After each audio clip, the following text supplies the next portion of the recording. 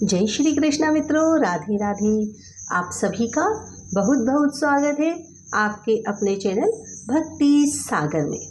अमावस्या के बाद आने वाली शुक्ल पक्ष की चतुर्थी तिथि को विनायक चतुर्थी कहते हैं। विनायक चतुर्थी को वरद विनायक चतुर्थी के नाम से भी जाना जाता है। भगवान से अपनी किसी भी मनोकामना की पूर्ति के आशीर्वाद को वरद कहते हैं। जो श्रद्धालु विनायक चतुर्थी का उपवास करते हैं, भगवान गणेश उसे ज्ञान और धैर्य का आशीर्वाद देते हैं। गणेश जी को बुद्धि का देवता कहा जाता है। गणेश चतुर्थी का व्रत करने से विघ्नहर्ता भगवान गणेश सभी समस्याओं और विघ्नों का अंत करते हैं। आइए जानते हैं वरद विनायक चतुर्थी कब प्रारंभ होगी। चतुर्थी तिथि प्रारंभ 28 जून को 9:52 पर।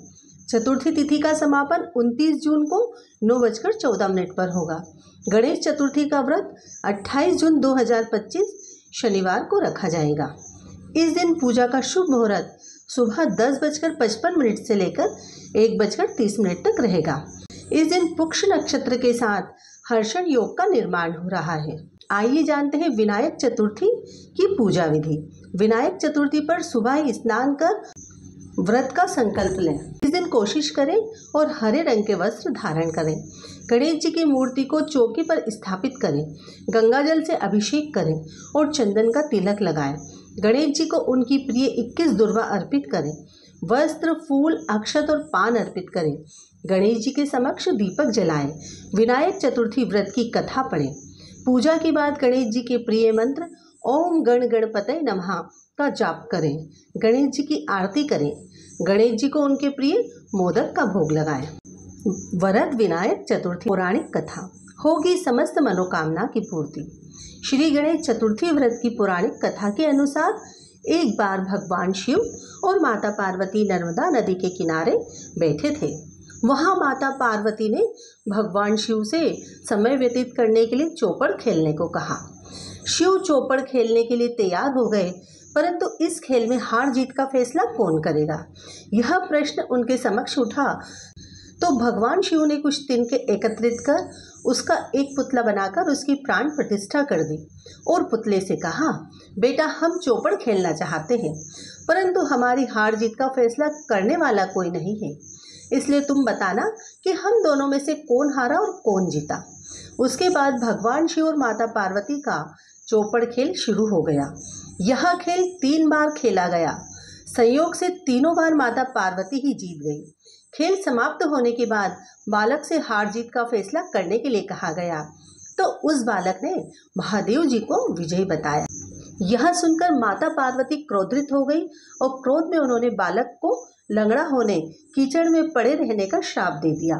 बालक ने माता पार्वती से माफी मांगी और कहा कि यह मुझसे अज्ञानतावश ऐसा हुआ है, मैंने किसी द्वेष भाव में ऐसा नहीं किया।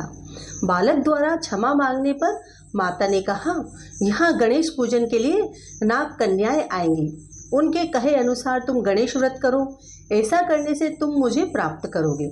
यह कहकर माता पार्वती शिव के साथ कैलाश पर्वत पर चली गई। 1 वर्ष के बाद उस स्थान पर नाग कन्याएं आई। तब नाग कन्याओं से श्री गणेश के व्रत की विधि मालूम करने पर उस बालक ने 21 दिन लगातार गणेश जी का व्रत किया। उसकी श्रद्धा से गणेश जी प्रसन्न हुए।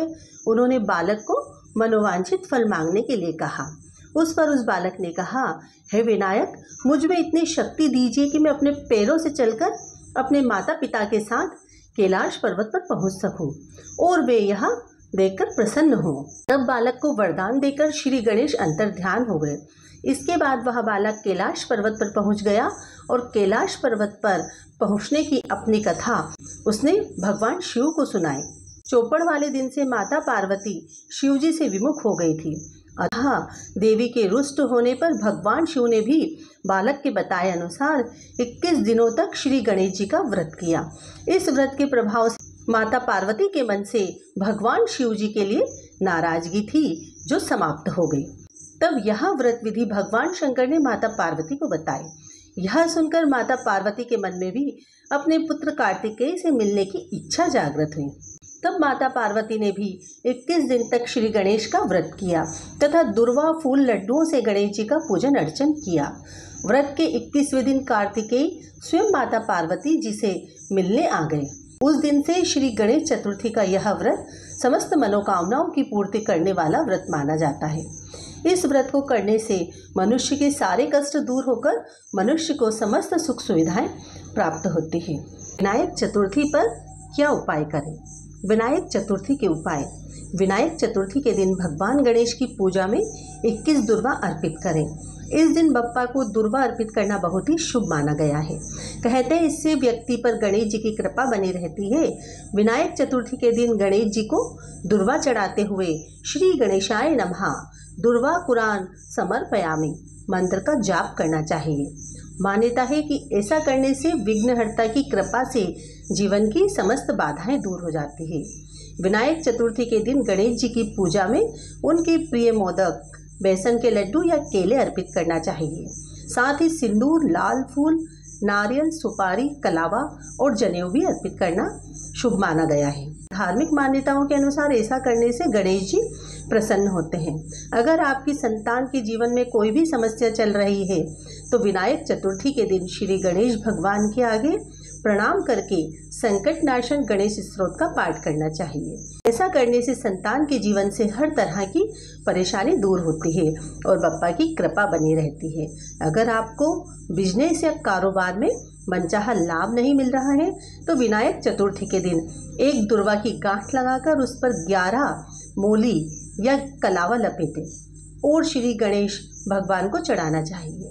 विनायक चतुर्थी पर ऐसा करने से आपको बिजनेस में मनचाहा लाभ मिल सकता है। तो ये थी वरद विनायक चतुर्थी व्रत कथा एवं संपूर्ण पूजा विधि। धन्यवाद।